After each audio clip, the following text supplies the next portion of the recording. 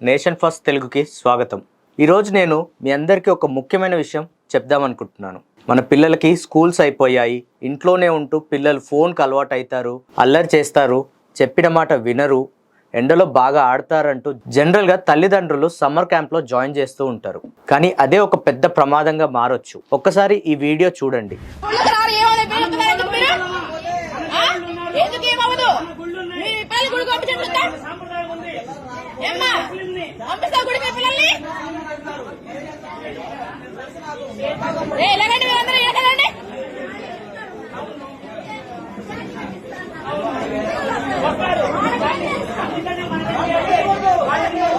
ఇంతమంది పసిపిల్లల్ని వీళ్ళందరూ ఎట్లా చేస్తారు చూడండి. ఎంత చిన్న చిన్న పిల్లలు, చిన్న చిన్న పిల్లలు తీసుకొచ్చి వీళ్ళ మనసులో ఏం నింపుతున్నారు వీళ్ళు. ఈ పిల్లలకి ఏం తెలుసని వీళ్ళని తీసుకొచ్చి రోజు వేసుకుని చెప్తున్నారంట. వీళ్ళలో చూస్తేనేమో రాముడు, శివుడు, కృష్ణుడు వీడి విగ్రహాలు ఉంటాయి. వీళ్ళు తీసుకొచ్చి పిల్లల మొహాలు అందరికీ పొట్లు ఉన్నాయి. వాడేడి విభూతి పెట్టుకున్నాడు, వాడి మొహానికి విభూతే ఉంది.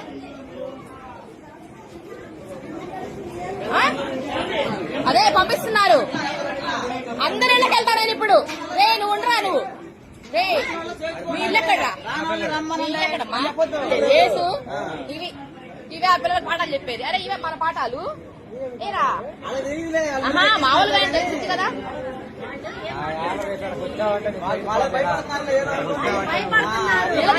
చుట్టుపక్కల ఉన్న వాళ్ళు తెలియాలమ్మా. వీళ్ళు వచ్చిన తర్వాత ఇంకెవరు రావాలని చెప్తారు. ఇది అయిపోయిన తర్వాత ఏం కాడిస్తారు, వెళ్తా చదువుతారు. ప్రభు ఒక్కడే దేవుడు అని చెబుతారు. మెల్లిమెల్లిగా రోజు కొంచెం ఎక్కిస్తున్నారు. అదే మీరు ఇక్కడ వాళ్ళండి. ఏదో సాధ్యం అది. మరి మీరు ఎందుకు ఊరుకుంటున్నారు? మీరు వచ్చి అడగాలి కదా. ఇప్పుడు మీరు ఎక్కడి నుంచో రావాలా?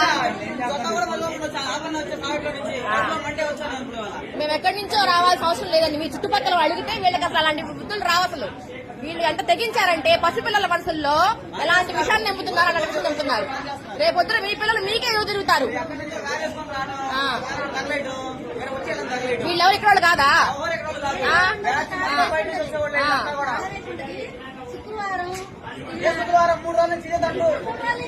లోకల్ వాళ్ళు కానప్పుడు మీరు ఎందుకు రాణిస్తారమ్మా? ఇక్కడికి అసలు పోలీసులు పట్టుకుపోతారు వెళ్ళండు. ఎవరు మీరు చెప్పడానికి? ముస్లిం పిల్లలు అమ్మ నాన్న పర్మిషన్ తీసుకొని కదా పిల్లల్ని పిలవాలి. పిల్లలకి ఏమన్నా అయితే ఎవరు బాధ్యుడు? పిల్లలకి ఏదైనా జరిగితే ఎవరు చెప్పాలి? మీ పేరు ఏం చెప్తున్నారు స్కూల్లో? ఏం చెప్తున్నారు? మోకాల మీద నుంచో పెడుతున్నారా డైలీ? బాగుందా? కాదు, ఏం పేరు మా తల్లి? ఏం పేరు నీ పేరు? నీ పేరు తల్లి? Very good. నీ పేరు రా?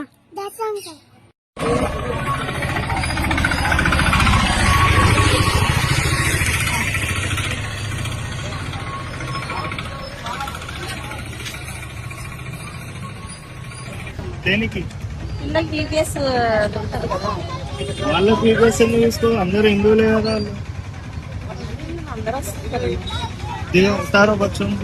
గలత్ ఏమో తప్పు కదా అది. తప్పు కదా అది. చిన్న చిన్న పిల్లల్ని చర్చిలో తీసుకెళ్ళి తప్ప కదా? తప్ప కాదమ్మా. చర్చి తీసుకెళ్ళడు తప్పు కాదా? పిల్లలకి వాళ్ళకి ఏమని చెప్పి తీసుకెళ్తారు మీరు? ఏమని చెప్తారు? సమ్మర్ క్యాంప్ అని వాళ్ళు బిస్కెట్లు, చాక్లెట్లు, బిస్కెట్ పోతారా? మీకన్నా బుద్ధి ఉండాలి. చిన్న చిన్న పిల్లల్ని చర్చిలో తీసుకోవడానికి ఆలోచన ఉండాలి. ఇది మీరు చేసుకోవడం చేత చిన్న చిన్న పిల్లల్ని తీసుకోవద్దా? చర్చిలో తీసుకోవద్దా? తమాషాలు చేస్తా. ఈ క్రైస్తవ మాఫియా సమ్మర్ క్యాంప్ అనే పేరుతో మన పిల్లల్ని తీసుకెళ్ళి ఫుడ్ పెడతాం, డాన్స్, సింగింగ్ నేర్పిస్తామని చెప్తూ చర్చికి తీసుకెళ్ళి మంచి మాటలు అనుకుంటూ బైబుల్ని చెప్పడం స్టార్ట్ చేస్తారు. స్టోరీస్ చెప్తూ యేసు ప్రభు గురించి చెప్పడం స్టార్ట్ చేస్తారు. సాధారణంగా మన హిందూ ఇళ్లల్లో మన పిల్లలకు ఆధ్యాత్మిక విషయాల గురించి ఎక్కువగా చెప్పము. ఇది మన దౌర్భాగ్యం. ఇక్కడ ఒకరిని తప్పు పట్టాలని మా ఉద్దేశం కాదు. తల్లిదండ్రులు తమ పిల్లలకి మంచి భవిష్యత్తు ఇవ్వాలని తపనతో జీవితాంతం కష్టపడతారు. కానీ ఇలాంటి చిన్న పొరపాట్లు చేస్తే మన పిల్లల్ని మనం కోల్పోయే వాళ్ళం అవుతాం. ఏంటండి మరీ ఇంత అతిగా చెప్తున్నారు అనుకుంటున్నారేమో.